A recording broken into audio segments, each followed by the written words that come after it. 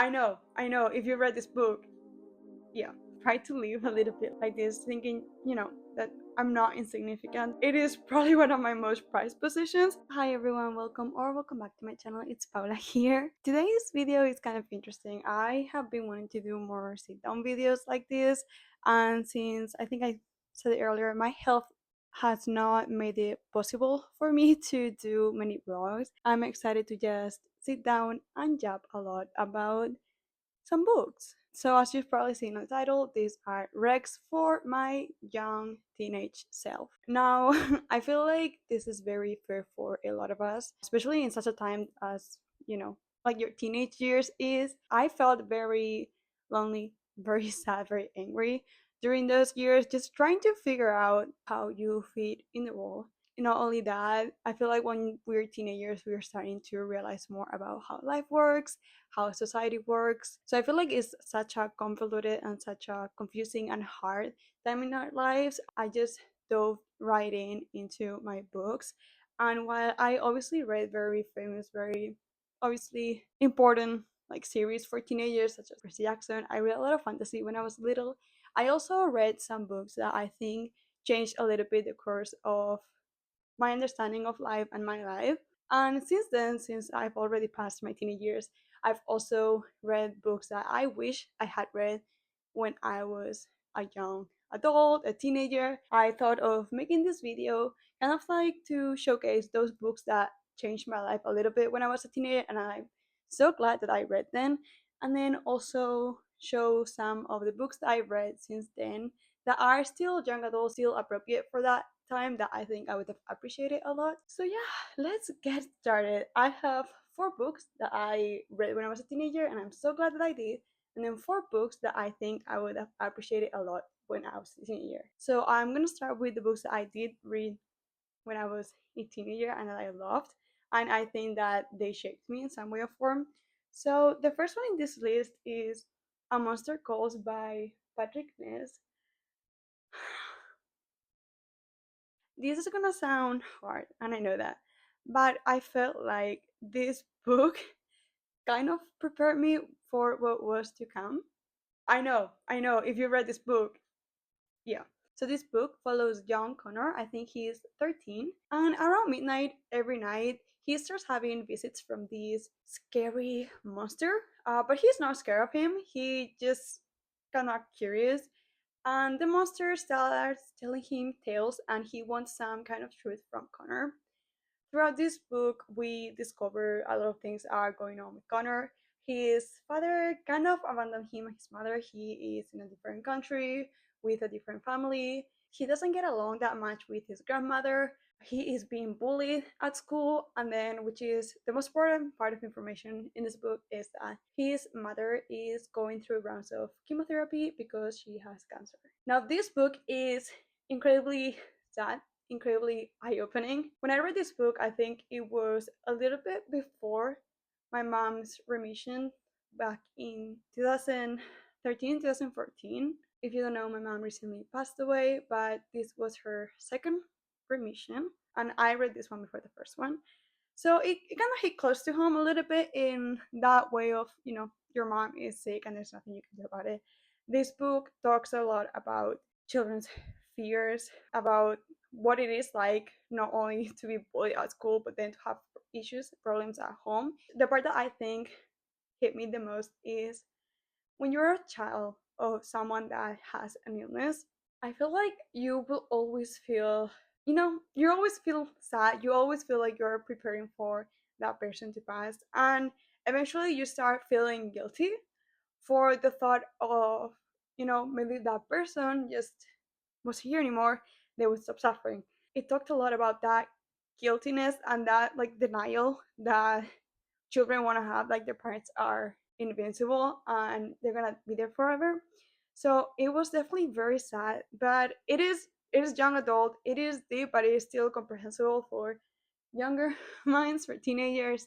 It was a beautiful read. I am thinking of rereading this at some point, but not now.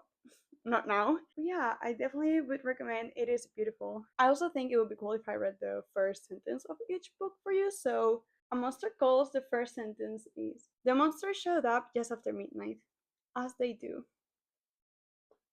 Yeah. The next book that I would say really somewhat shaped me is The Hate You Give by Angie Thomas.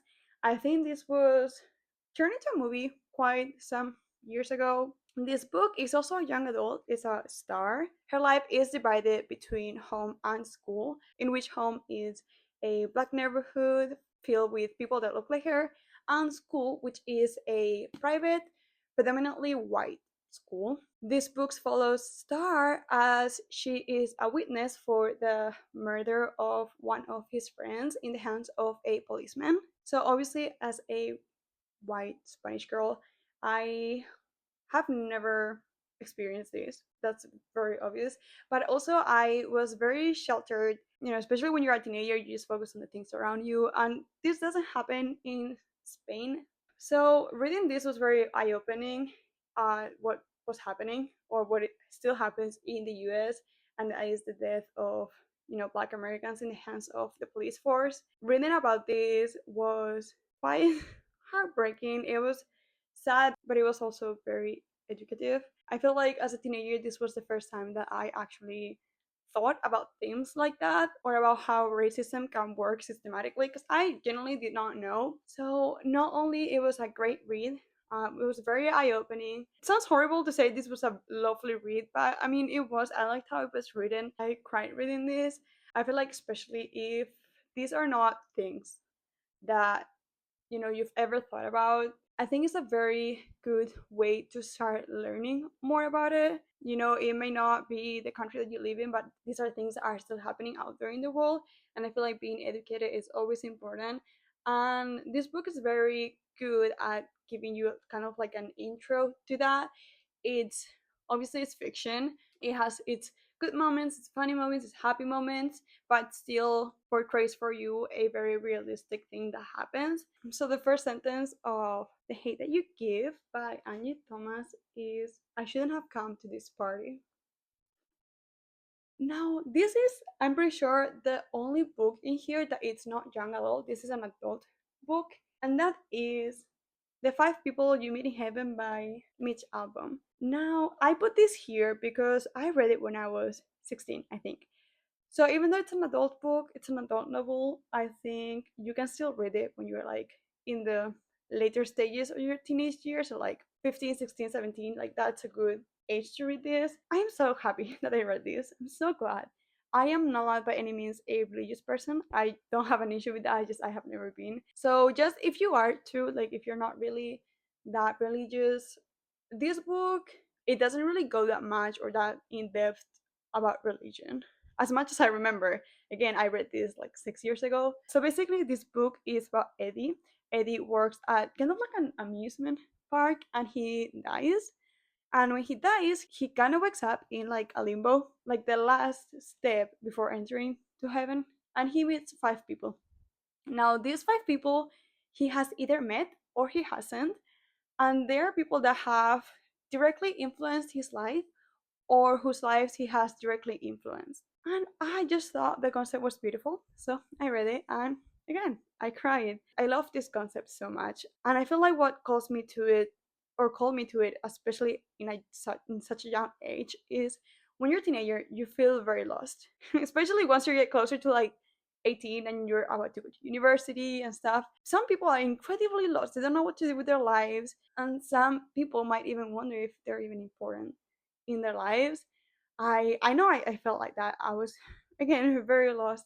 I just thought that if I wasn't there, like no one would care. That's kind of little context for what how I was feeling when I read this book. And the concept of this book is just it makes you think. Maybe you don't feel like you're important, but maybe your presence in someone's life has been important. Maybe you have influenced people that you don't know or people that you have known for the better and you don't know it and you probably will never know. So I just think it's just beautiful. I really like that concept and I've tried to live a little bit like this, thinking, that I'm not insignificant, that I have people that I love and that I am important in those people's lives. So it is definitely a very comforting read. if that is kind of how you're feeling. So that's why I recommend this, even if it's not necessarily a young adult book. It's also a perfect book to read when you're in your 20s too. It just happened that I read it when I was a teenager and loved it. So the first sentence of the five people you meet in heaven is, this is a story about a man named Eddie, and it begins at the end with Eddie dying in the sun. Beautiful. And now the last book that I have read that kind of changed the course of my childhood, teenage years. And this one is considered a children's book, kind of wild. But this is The Little Prince. This is my French copy that I got in Belgium. It's one of my favorite books. I read this in three languages. I've read it in Spanish, in English, and in French. And I loved it every single time. So I don't think I have to explain what this book is about. And I think that you should go into it kind of blank. Like you should not know much about it. I think it's beautiful. Obviously, this is about a little prince, kind of like a child, and it has little illustrations. And I think that the text is in itself so simple, and that's why it's technically a children's book. But it talks about so many important themes about the importance of childhood, about what it is to lose someone, to deal with that grief. It's about exploring and survival, and it's just beautiful. And the conversations that this little prince has with anyone that he encounters is just it's a silly little book that just has so much depth in it, even if it doesn't look like it. I do think it's a book that you need to reread every couple years, not only when you're a child, because when you're a child it's gonna be fun but you're not gonna understand it. When you're a teenager you're gonna start to understand it, and then when you're an adult it feels like a whole different experience. So I definitely think that you should read it. It's just beautiful, and honestly I think I should reread it. So again, we're gonna translate this to English kind of. So the first sentence is, once when I was 6 years old, I saw a magnificent picture in a book called True Stories from Nature about the primeval forest. So now we're gonna move into the books that I read kind of recently, or books that I've read already in my 20s that I kind of wish that I had read when I was a teenager, because I feel like they would have had a bigger impact on me. So the first one is gonna be the one and only nonfiction in the list, because when I was a teenager I was not a big fan of nonfiction, but I think that this one is very worth it. And unfortunately they did not make me read it in high school, and that is The Diary of a Young Girl by Anne Frank. I love this cover so much. Why did no one make me read this in high school? That's something that I will never understand. Again, I don't think I need to explain this book to you. This was the diary, the very personal diary of Anne Frank, which obviously it has led to a lot of discussion of whether this should have been published or not. So obviously this book is about Anne Frank and her time during the World War II and her life in hiding. Beautiful again, but one thing that I feel like people fail to mention, and I generally don't know why, or I just don't know why it never occurred to me or no one told me, this is very obviously a diary, right? People keep recommending it as a very important piece of how life hidden was like. So obviously they give importance to that, but I feel like a lot of people fail to mention just how heartbreaking this is, not only because obviously yes she was so young and she passed away very tragically, but also because you can see her in this book. It feels weird to say it like this, but when we're talking about her I feel like she's become such a historical figure, such an important historical figure. We don't really think about her as the young girl that she was, and this is very much the diary of a young girl. She talks about her friends, about her silly crushes, about what she thought of growing up, and it was just so heartbreaking seeing such normal childhood things in this book. And yeah, I think it's such an important book to read when you're a teenager, not only because of the historical context of it, but also because it really shows, it's like a mirror for all of the feelings, sentiments, and like struggles of a young girl, even if it was in a totally different context, in a totally different time period. It is very much how young girls feel all around the world, and I really, really wish I had read it when I was a teenager. So the first sentence of The Diary of a Young Girl by Anne Frank is dated June 12, 1942, and is, I hope I will be able to confide everything to you, as I have never been able to confide in anyone, and I hope you will be a great source of comfort and support.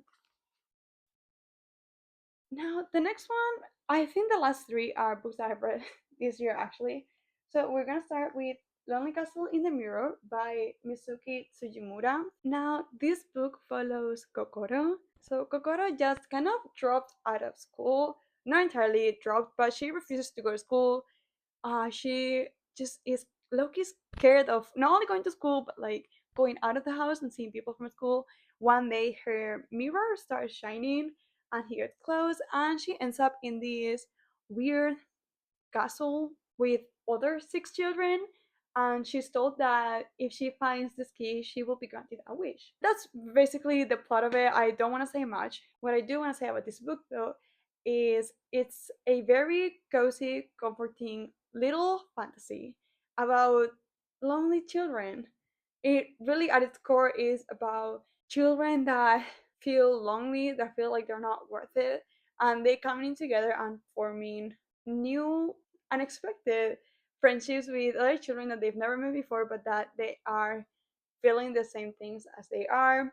There is obviously a very magical, fantastical element to this book, but I think that makes it easier for a younger person to read it because it can be very slow at times. And it's very comforting to see how someone that feels so lonely, so alone in the world, so scared, and so socially anxious starts coming out of her shell a little bit and start making friendships and long lasting, important friendships. So yeah, I think it's a book that I would have loved when I was little, just for the comfort of knowing that you're not always gonna be alone and that you will find your people. The first sentence of Lonely Castle in the Mirror is I sometimes find myself dreaming. Then the next one is The Invocations. Oh, that's very dark. The Invocations by Crystal Sutherland. This is the Evernight edition. I'll try to leave the actual cover somewhere here. But yeah, this is about three girls, each related to magic in some way or form. One of them is a witch, another one has a curse on herself, and the other one has just lost her sister through something magical, and she wants to bring her back. So it's about this unconventional friendship of three very different girls. The plot of this book is basically they meet and they end up having to resolve these serial murders around the city because they're somehow related to magic. I think I would have loved this book when I was a teenager for multiple reasons. One of them is because this is very much, and I think I explained it before, intro to feminism. That feels weird to say, but when you're a younger girl, obviously, I feel like you have experienced some time of misogyny. Like, you just have. Unfortunately, this is our world. I started getting into feminism quite young, and I started like learning and reading more about it. But for those who have not gotten to that point just yet, this is a great beginning. It's very fantastical, it's very witchy, and it talks so much about what it is like to be a girl in this world. It is very on the nose, there's not that much nuance on it. And I feel like when you're little and when you're starting to get into that, you know, that topic of feminism, it is a very good intro to it because you don't need nuance, you need someone to give you things straight.